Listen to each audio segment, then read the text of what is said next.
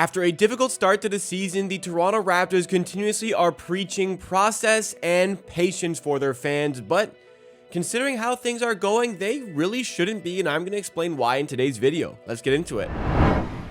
What's going on, everybody? Welcome back to Amateur Sports 2, the second channel in the Amateur Production Network for more Raptors content and breakdowns just like this one. So smash that like button if you enjoy what you see today, and subscribe for more Raptors coverage and videos just like this, and check out my main channel, Amateur Sports, if you have not done so already, for even more Toronto Raptors content and coverage. But after a difficult loss to the Miami Heat, the Toronto Raptors sit at 9-12 on the season, and certainly it is not where they want to be on the season. They are on the outside of the play-in tournament picture looking in, and after an offseason where they continued to push for success, they continued to push for a winning team, they had a big opportunity to, push the reset button, sit back, try to look to focus on development more so than winning, but nope, they put their faith in winning basketball games, and we were questioning it.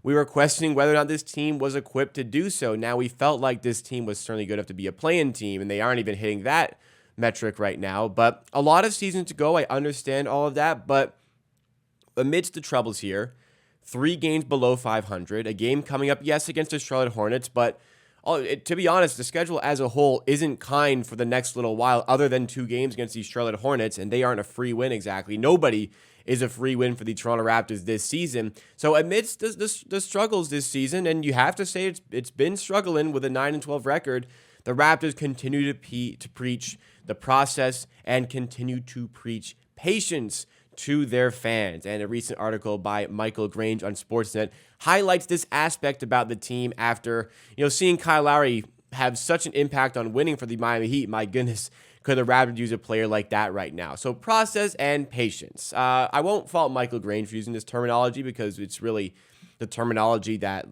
the head coach using, the front office has been using, and on the season mentions it once again. But Darko Rajakovic had this to say about the game and about the season thus far after the recent loss. He says, "It's a challenge. Trust me, all of us want to win right now and be the best right now, but we got, excuse me, but we get choked up here. But we got to understand it takes some time for guys to start clicking, to trust, to find a way they are really going to influence the team to find rhythm here. For me, the big picture and really understanding what we're trying to achieve and how we want to develop our roster and our team, that for me is the most important thing. I don't believe in skipping steps." So I don't really know what steps he's referencing, what steps he's trying to skip, but it's really hard to convince me to be patient and to, trust this process, so to speak, for the Toronto Raptors. It's tough for me to trust that, because, what is this process? What is this process that we are building towards? I don't see the vision. I don't see where this team is heading. I don't see the direction, and I don't see the process in which we can take this current roster, which everybody around the entire NBA knows is poorly constructed, doesn't have enough floor spacing, and is going to struggle mightily on offense as a result all throughout the season. Everybody who knows anything about the sport of basketball understands that about this team. So how can you come tell me to trust this process? I don't trust what's going on right now. I don't like what I'm seeing, and I don't like what it's likely going to shape into over the course of the season. So you can't tell me to be patient and trust this, because there's nothing to trust.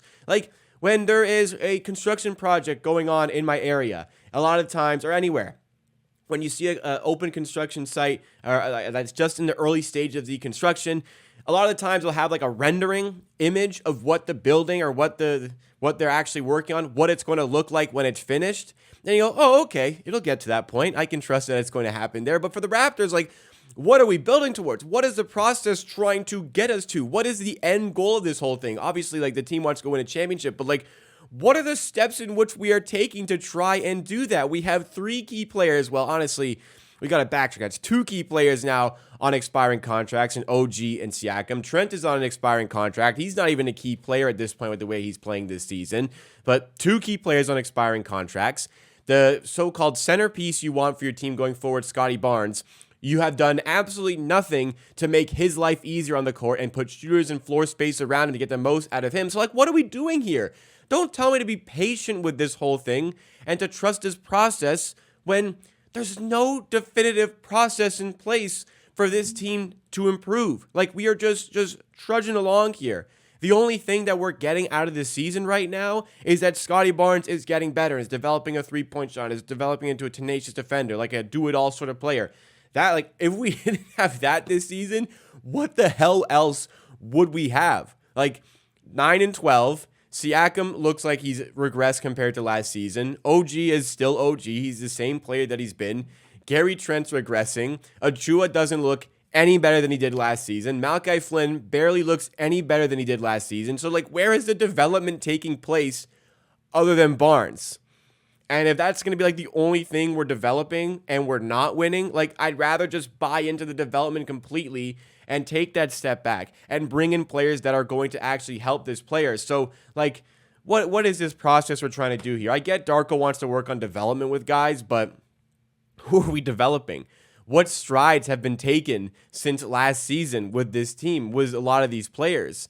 You know, I get, like, you know, you want to trust your guys and such. You want to find the right lineups and such. And maybe as those sort of things start to click, you can see a few more wins here or there. Like, 9-12 was probably not the pace I would expect the Raptors to keep up. I'd expect they'd start to win a little bit more than that and get closer to 500 by the end of the season. But I don't know. We're 21 games in at the time of recording here. That's a pretty good sample size. That's a quarter of the way through the season. So 3/4 of the season remaining. Yeah, that's a lot of games. There's 61 games remaining. I understand all this. That's a lot of basketball to be played. But, like, patience, process, like, where's the process gotten us so far? Does this team look any better than it did on day one against the Timberwolves? Like, what's improved since day one? They're getting Siakam more involved. Still not enough, but Siakam's getting more involved since day one. Achua still looks lost a lot of the time. McDaniels, tough to play him. Malachi Flynn had that good little spell, but still struggling to affect games. OG's still the same. Barnes, if anything, has regressed from his early season form, which, I mean, he was unbelievable to start the season. It was bound to happen. He's still playing very well. It's just he was unbelievable to start the season. Trent still isn't performing consistently. Pirtle's just as solid as ever. Schroeder has regressed since the start of the season, especially with his shooting and his catch-and-shoot shooting. So, like, the process and patience. Like, I don't see the end goal of this process and how we're actually going to get anywhere with this current process taking place. And there's been no evidence that there has been any process for the first 21 games of the season. So, process and patience, like, this is bad. Like, it's a disease right now, thinking about process and patience. There's no process. So stop talking about a process when I don't like where this process is taking us. You shouldn't be preaching patience process. You should be preaching action. We need changes. We need to be better at this stuff. Like, they're improving, but, like, the time for patience very much, and you can tell I'm at my boiling point here, because, like, I understand that roster's broken here, but don't try and convince me that it's not, and that if you had more time to work on it, things would be better and things would be different.